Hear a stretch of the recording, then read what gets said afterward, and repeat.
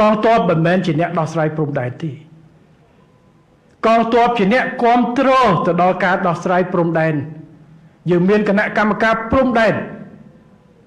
នៅកម្ពុជាមានរដ្ឋលេខាធិការព្រំដែនព្រោះព្រំដែនគឺត្រូវការជំនាញច្បាស់លាស់ត្រូវការឯកសារដែលឯកភាពគ្នាសន្ធិសញ្ញាជាមួយថៃ1907ឯកសារផែនទី1908អីទាំងអស់ឯកសារទាំងអស់មានបារាំងសរសេរទុកអីយ៉ាងមិនយកមកបកស្រាយត្រូវការជំនាញច្បាស់លាស់បើឲ្យទៅហ៊ានណាអានោះរបស់ខ្ញុំលើកតបໄວអញ្ចឹងបានទៅហ៊ានភារកិច្ចគឺការពារ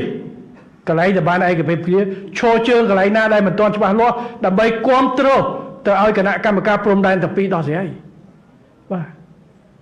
ល្ងាចមិញនេះខ្ញុំឃើញគេប្រហោះគេយកសារខ្ញុំនិយាយបែបនេះទៅថ្ងៃមុនគេមកគេថាឃើញហ៊ុនម៉ាណែតថាតាហ៊ានមិនមែនជាអ្នកដោះស្រាយព្រំដែនទេគេចង់និយាយទេគេថាតតែយកតាហ៊ានទៅវាយគ្នាបានដោះស្រាយព្រំដែនអត់ទេការខណ្ឌសីមានិងបោះបកគោលព្រំដែនត្រូវការគណៈកម្មការចម្រុះព្រំដែនប្រទេសទាំងពីរធ្វើការប្រទេសទាំងពីរឯកភាពនេះហើយត្រូវការជំនាញបាទឯកសារបូកមួយ GPS អត់យកក្របកភ្លើងទៅទេ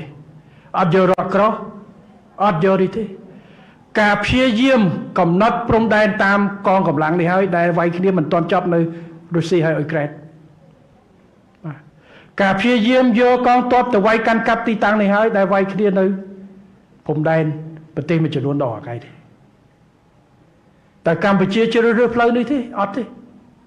ខ្ញុំនិយាយមានហេតុផលច្បាស់លាស់របស់ខ្ញុំដែលខ្ញុំថាកងទ័ពមិនមែនជាអ្នកដោះស្រាយរឿងការកំណត់ព្រំដែនប៉ុន្តែជាអ្នកចូលរួមគ្រប់គ្រងទៅការដោះស្រាយព្រំដែនគឺហ្នឹងកន្លែងណាដែលឯកភាពគ្នាហើយចូលល្បាតស្អីទៅកន្លែងណាដែលមិនទាន់ឯកភាពនេះឈរណាឈរនឹងសិន